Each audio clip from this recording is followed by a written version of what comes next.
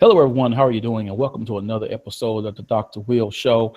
I am your host, Dr. Will, and I will be talking about the dissertation. And I know for some people, it has them shaking up and having night sweats, but that's what we're talking about. I am here with Dr. Carter-Veale. How are you doing, Doc? Good, thank you. Welcome, everyone. Excellent, excellent. So, Dr. Carter-Veale, for those who are watching, will you please introduce yourself? Hi, my name is Wendy Carter-Veale. My website is phdcompletion.com, and most of what I do is help students complete their dissertation in terms of time management, in terms of just getting started. Sometimes it's finding a topic, writing a proposal, and getting the dissertation done, because a good dissertation is a done dissertation. Oh, so many times. And even my advisor told me that your dissertation should be the least quality of academic work you will be doing since is normally your first. Right, right. I say that dissertation is the start of a research agenda, not the end of it. So definitely, I agree with your advisor. It was my end. It was my end. Uh, I was done. So, everyone has heard of the word the dissertation. It is feared by many students in higher education, and the reason many don't go on to pursue a doctorate. What exactly is a dissertation, and how long does it typically take for one to complete their dissertation?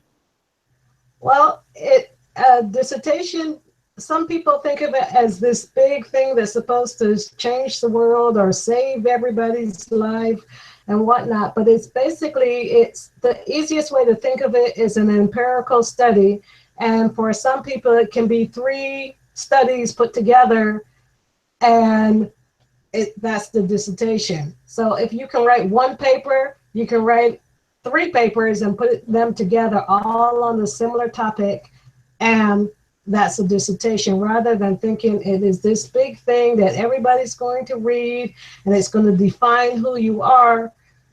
Then that basically stops people in their tracks from even attempting a dissertation. So it is the last part of the doctoral study. It's an opportunity to collect data, analyze data, and draw some conclusions about your data.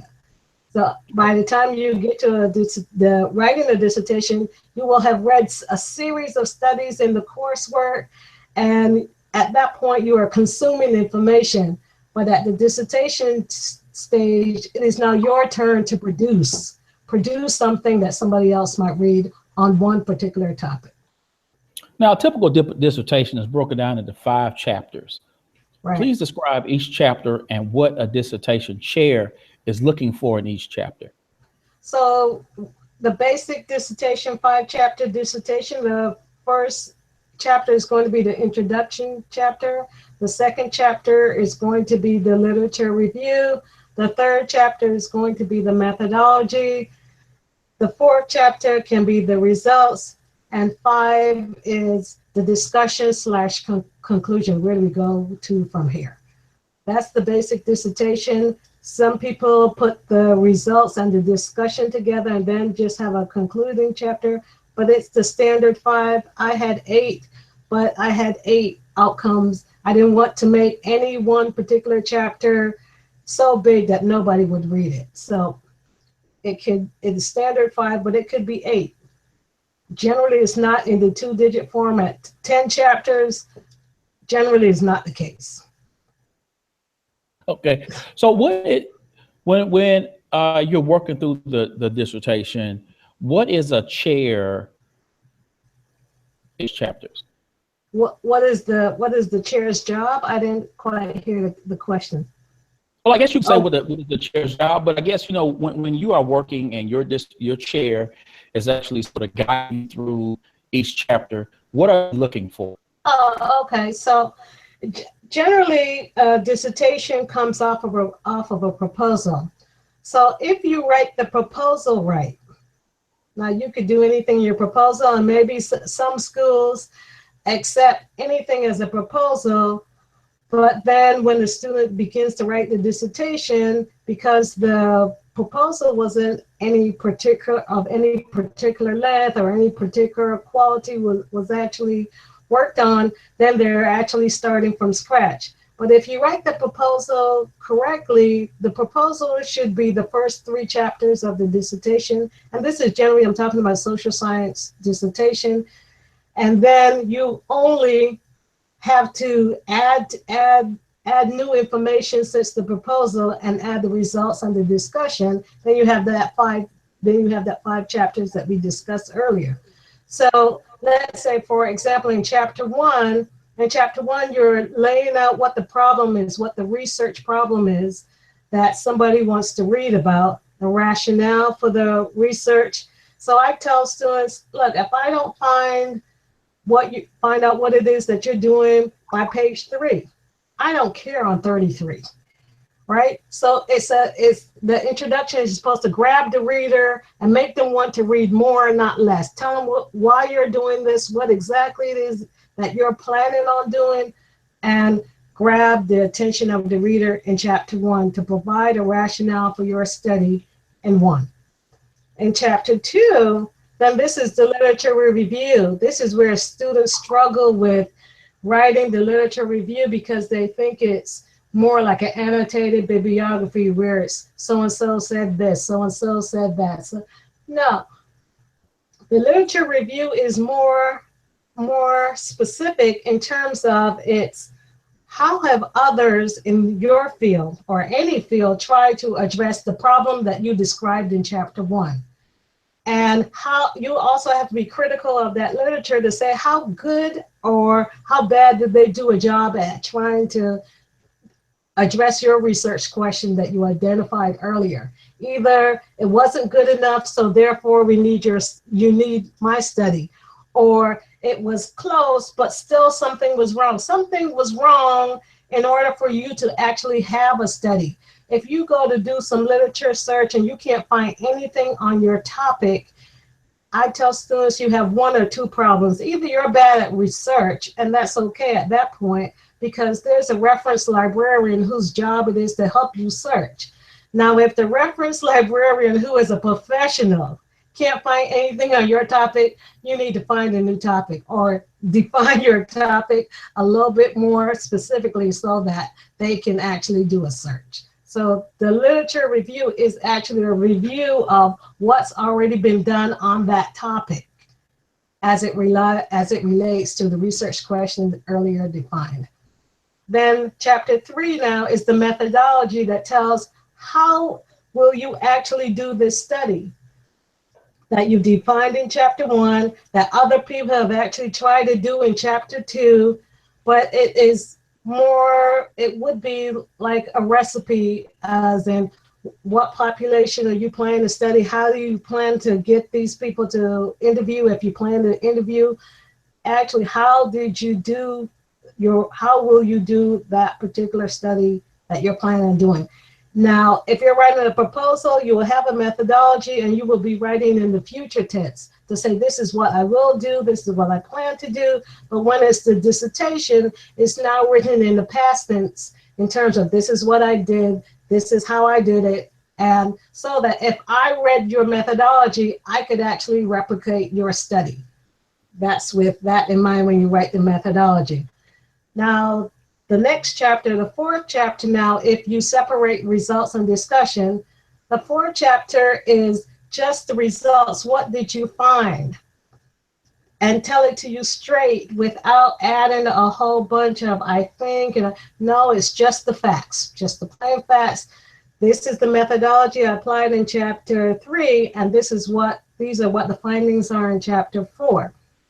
Chapter 5 now, assuming that you told us what you found, you now have to tell us what the findings mean in the discussion, and mean in relative terms, mean in terms of the research that we talked about in chapter 2. You have choices here, but not many. Either your findings confirm previous research or they didn't. If they confirm it, great, you don't really have to do much explanation, but if they didn't, you then have to use your own brain to understand and explain to the reader why might your results be different than what was previously found in chapter 2? That's what the discussion is. You're using the discussion within the field of research that we discussed in chapter 2. And then finally, you're writing about future directions. Where would you go from here? Because when we talk about a dissertation, there isn't this end. This is supposed to, you aren't supposed to just answer a question and be done with it. Is what if you had all the money in the world, all the time in the world, all the resources in the world? Where is the next logical step? Because that's an opportunity for you to pursue it when you go to a university or wherever you go from here, or somebody else who's coming behind you to say, okay, this is where the discussion on that topic left off. This is what I can do because this person wasn't able to do it. And that's where students can find topics where they go and read somebody's conclusions, read their future recommendations, policy implications. That's where you can find the topic, because the research shows that students takes 2 years to think about a topic, but you can read those future directions, limitations to figure out how can I find a new topic. Excellent, excellent. Thank you for such a thorough explanation. Now, I want to throw this out there to you because this is a conversation that you and I had last week. Right. And so I want to kind of go there with you in terms of, I have heard horror stories about people's chairs and committee. So when you are at that process, of choosing. So like for me, my own personal experience, Capella gave us all of the people who actually work on that dissertation level, gave us everybody's names, their bios, their research, all the information. And we were to sort of go through that and choose who do we want for our chair and who do we want to be on our committee. Right. Now, for me, I was given somebody I really did like because we had similar backgrounds. She wasn't originally a person I selected for my chair. She was someone I selected to be on my committee, but she turned out to be my chair, and she was awesome. You know, she was my straight up academic road dog. Because ride or die.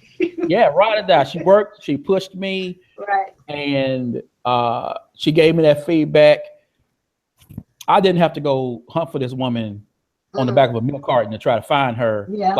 Like where's my feedback? Right. And I've heard people really do that. So one thing that I want to ask you is, how does someone go about the process of actually choosing a chair or mentor, and how, I guess, do you cultivate their relationship to the point of, I'm getting my pages back so that I can move forward in this process?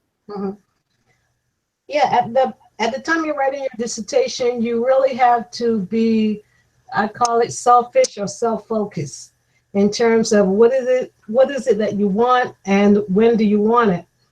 So when you're thinking about a chair, there's a difference between a chair and a mentor. You can have a mentor, someone you can tell anything to, and they'll give you feedback and whatnot. And then there's a chair, the person who signs off on the degree and who is well respected in the department. That for students who are doing the face-to-face, I'd strongly suggest to get someone who is well respected in the department, and less so a good friend. You can find a good friend all day, every day, but you need somebody who nobody messes with their students. That's really what you need.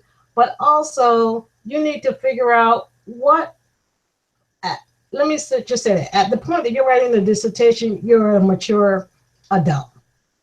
You know, they aren't 18-year-olds writing dissertations. So let's get to that. So you know by now, by the time you're writing a dissertation, you've written a number of papers, you've been in courses, you might have had a real job.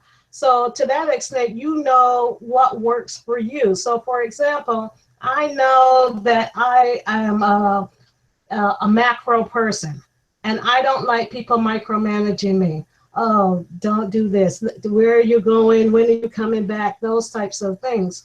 So when I'm looking for someone to mentor me or to be my chair, I'm looking for someone who has that same framework, who has the same working style. So if you want to find somebody to match your working style rather than you working against type and being frustrated all the time. So it's important to ask other people, what's it like to work with Professor so-and-so? If they say, well, Professor so-and-so, they're really a stickler for details and they don't really understand the draft, and then that's not the person for me, because you know what? I need big picture. I focus on the big picture. I need somebody who focuses on the big picture, not on the minutia. Now, there are some people that like that. I like people who give me page by page by page, but step by step. Some people like that, want that. By all means, find that person who does that, right? So that being said, working styles, matching your working style to theirs, great, fantastic. And then also, when somebody gives you a list, the reason why Capella would give you a list and bio of the people who are possible dissertation chairs, they're giving you information about what their research is about. Now, no one, even you, Will, you're now finished. Now imagine if you are going to be a chair of somebody's dissertation and your dissertation is on X, and they come to you and say, hey, I would really like to do a dissertation on Z. You're not going to be reading new information, things on Z in order to help that person.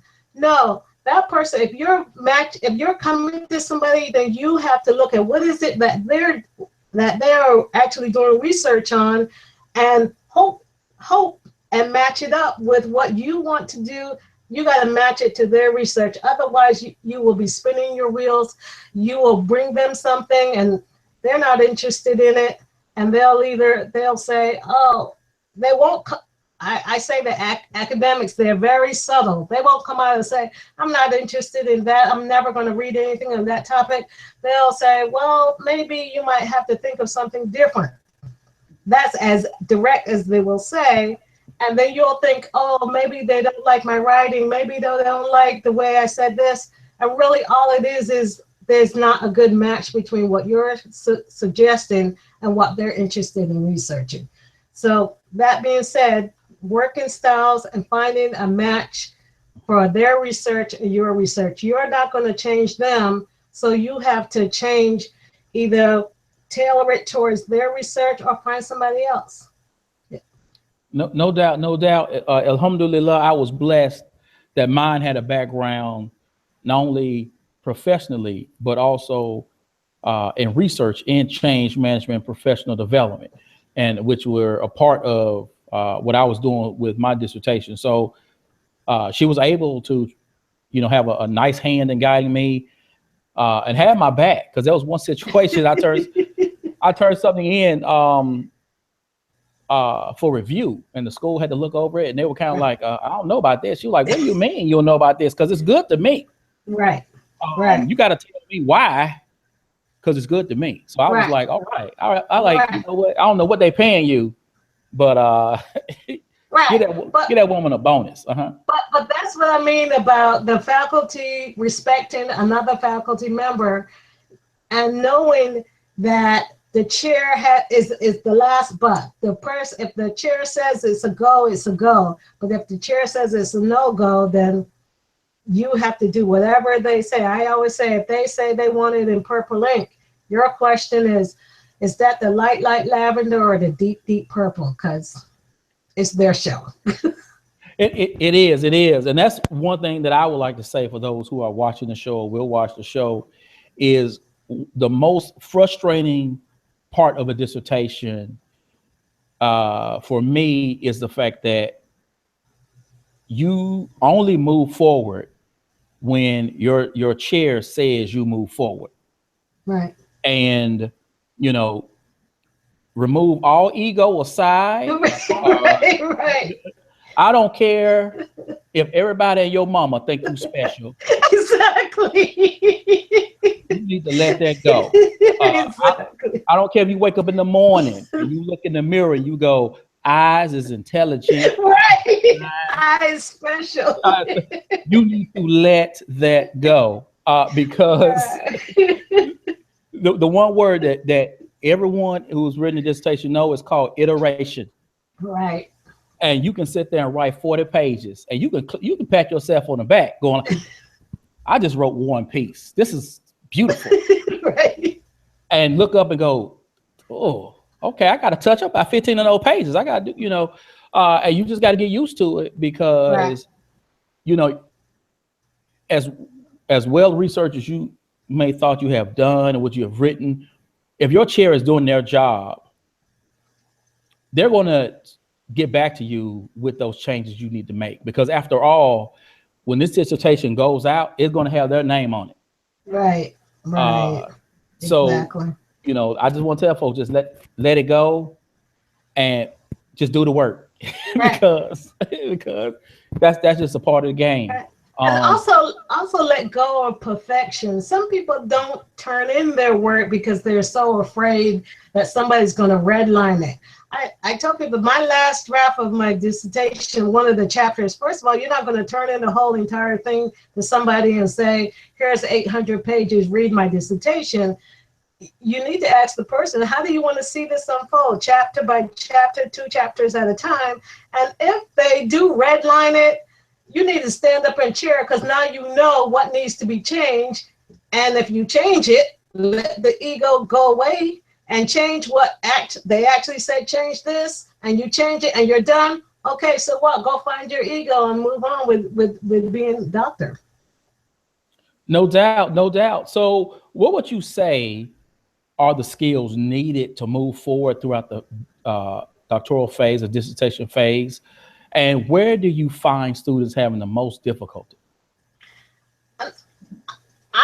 I don't really think that it is new skills that you are honing at the doctoral phase, because generally I think that when you come to graduate school, you should come think about, what do I want to write my dissertation in? And then pursue those topics in the courses that you actually have to take.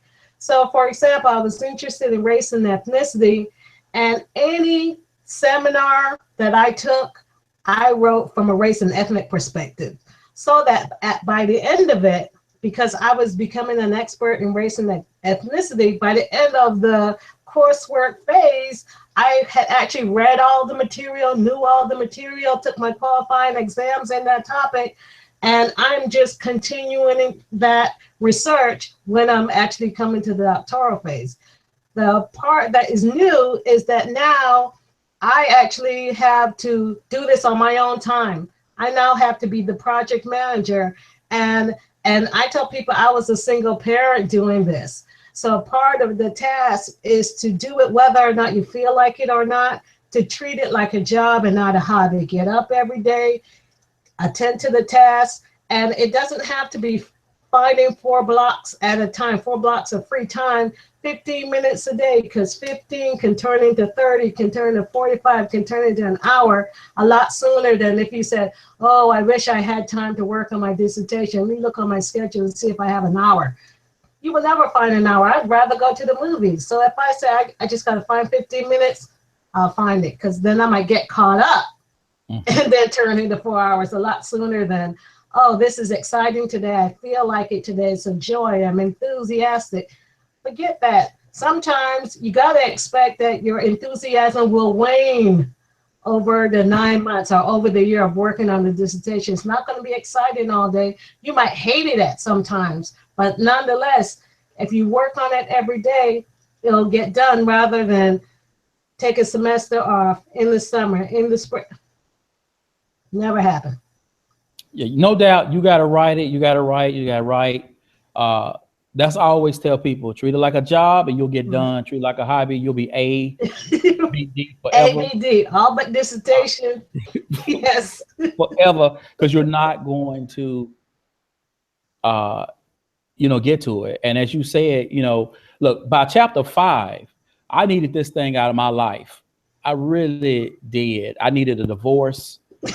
Right. From this bad boy, because it started out as a great relationship. Right.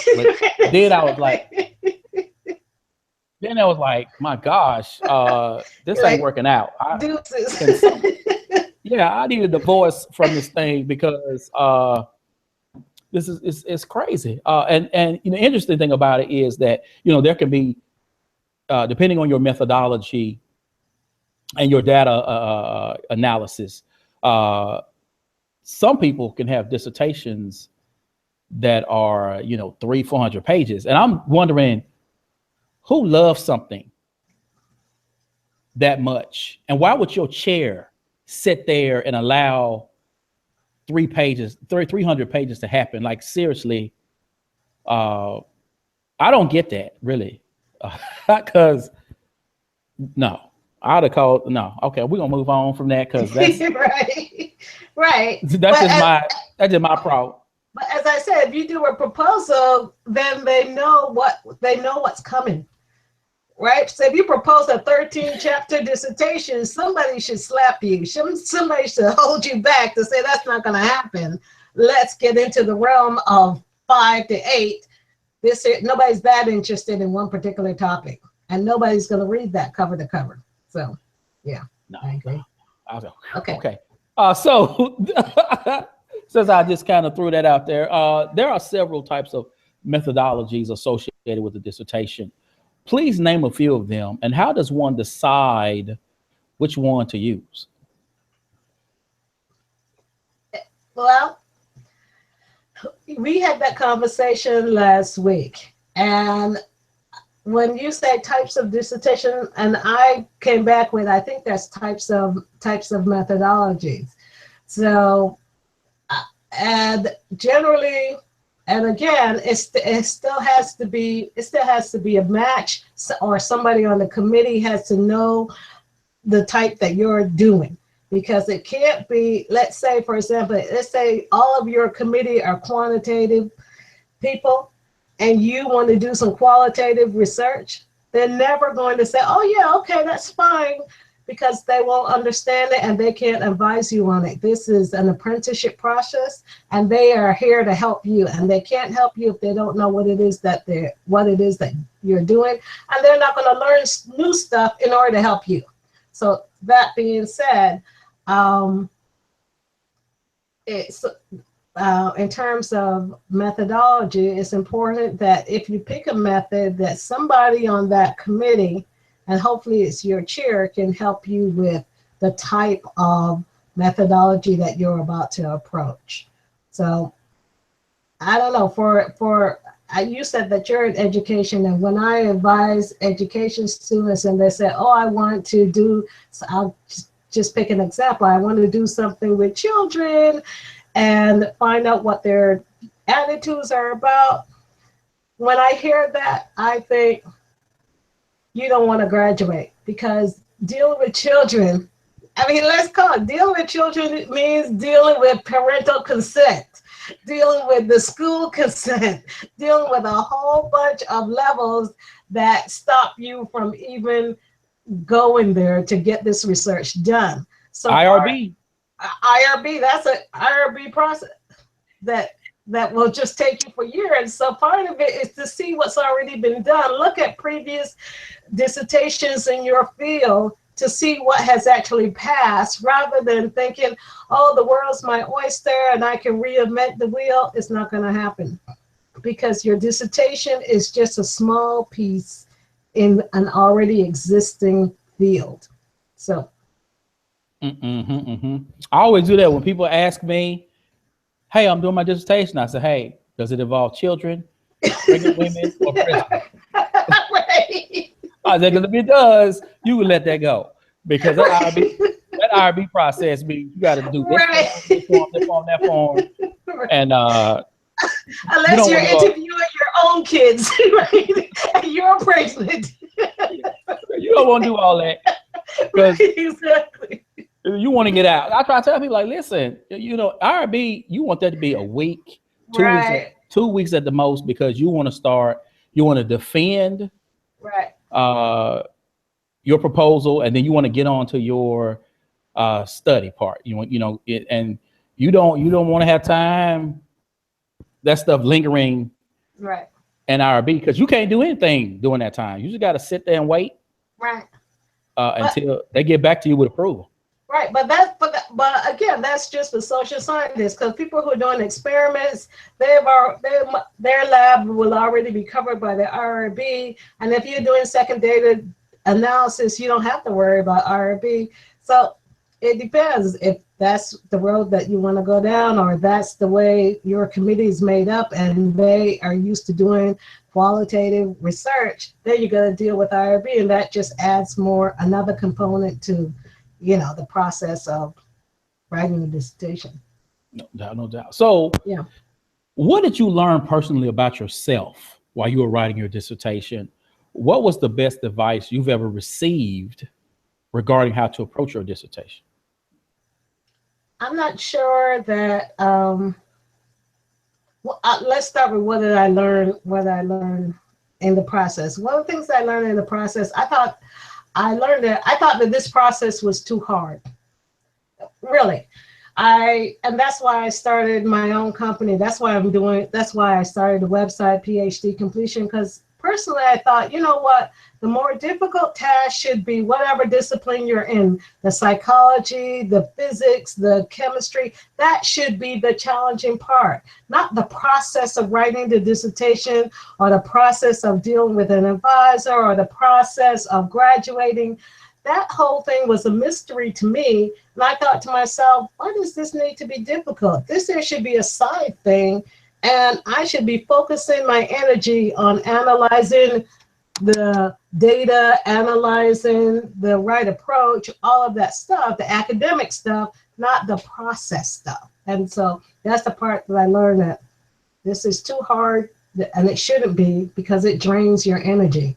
So that's why I started a company. Now, the best advice, I'm not sure that I got advice. That's why I'm in the business of giving advice. So that might be an issue too. Because I had a great advice. I really had a great advisor. I have to say that. And I realized too that, I wasn't looking for a friend and an advisor. I just needed someone to actually give me feedback and get me through the process. So everybody thinks I formed the company because I had a great advisor, and I made it work for me, because as a single parent, I didn't have time for a whole bunch of foolishness. And so, I hear you. And then you don't get the right people on your team. Right. You will have a bunch of foolishness. Right. For sure. But if you have an advisor, and if you have a good advisor, you have crazy people on the team, your advisor's job is to handle that nonsense. So again, if they respect him, then they won't show out. That being said, anyway. I hear you. I hear you. Say. I hear you. I hear you. Get the right person. There's a lot more we could talk about the phase, because if your chair says you're good and your committee says you're good, it goes on to school where they have to approve it, and then you go to format editing and final edits, and you submit your stuff to ProQuest and all this stuff. So those are the phases that people can go educate themselves on. Right. But before we go, what is your call to action for those who will be entering into the dissertation phase of the doctoral program? What would you say is the one must thing that no matter what happens in their life that they have to do? The one thing is they have to have a focus of a no matter what. No matter when you go into a doctoral program, whatever you got, bring it. I say find the confidence that you had when you applied to graduate school and use it to get out. And have a plan. When I came into graduate school, the very first day, one of the things I looked up, very first day, was to figure out what will it take to get out of here? How many courses, whatever. And the confidence that I had, and I call it cape and tights. Sometimes you'll see me tweet about that, right? But I got to graduate school in September or whatever. September, end of September when school starts. I bought my class ring October with a PhD on the sign because I said, no matter what, I'm getting a PhD.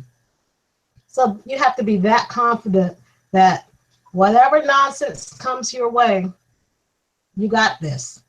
And you're going to get out and get a PhD. Awesome. Awesome. You need to finish. That's a long time to devote your life. Right, but don't come in unless you know you're going to finish. This is not the place to come and explore and think about. That's undergrad. You know what I mean? This is too expensive to be, I'm not sure, maybe, kind of, sort of. No. This is, you're coming to get a PhD, get it, and get in and get out. No doubt, no doubt. And I would tell people to know your reasons for getting the degree. Right. Today, someone asked me, I was working with someone in the district today, and she was like, well, why? I know someone who has 2 masters. Right. She's like, why get 2 masters instead of getting a doctorate degree? And I was like, because you don't need one in all situations. If your career field says this master's degree will give me the skills, will give me the promotion, and that doctorate won't do anything for me, there's no need for you to put your time going through it. I mean, you know, that it's cool. People say, hey, Dr. Will, but that's not, I don't have that on my license plate. It's not a vanity thing for me. I wanted that. I got it because there were certain career moves that I wanted to make, and I wanted to position myself as an authority in a certain area so that I can make some power moves and see some more dollars down the line. So that was my reasoning, because I can go read. You know what I'm saying? Like, I can read it. You know, I can read with the best of them. I don't need a degree to read. You know what I'm saying? So you got to know the end game. That would say before you. And I said, I have 3 master's degree and a PhD, and let's understand, if 3 master's degree had equal a PhD, I'd have been done. So you got, as you said, you got to know why you're in it, because I wanted it, and that was the goal. So it wasn't, no matter what they did, what they said, it didn't matter. Awesome. It was all about me. Awesome. Thanks again, Dr. Carter-Veale, for being on the show. Well, thank you, Dr. Will. I appreciate your invite. This is awesome. You know, after working all day, you know, this is this is a great refresh to do a show like this. So it was very entertaining, informational as well. I hope so. Thank you very much. So people, as always, this show will be on my YouTube channel. Please subscribe. This will be on my blog. This is going up on LinkedIn. And check out the next episode of the Dr. Will Show, where my next guest will be joining me from Dubai. Wow. Okay. If you didn't know, we trying to do big things around here. All right. So until next time, invest in you, EDU. Peace. Thanks.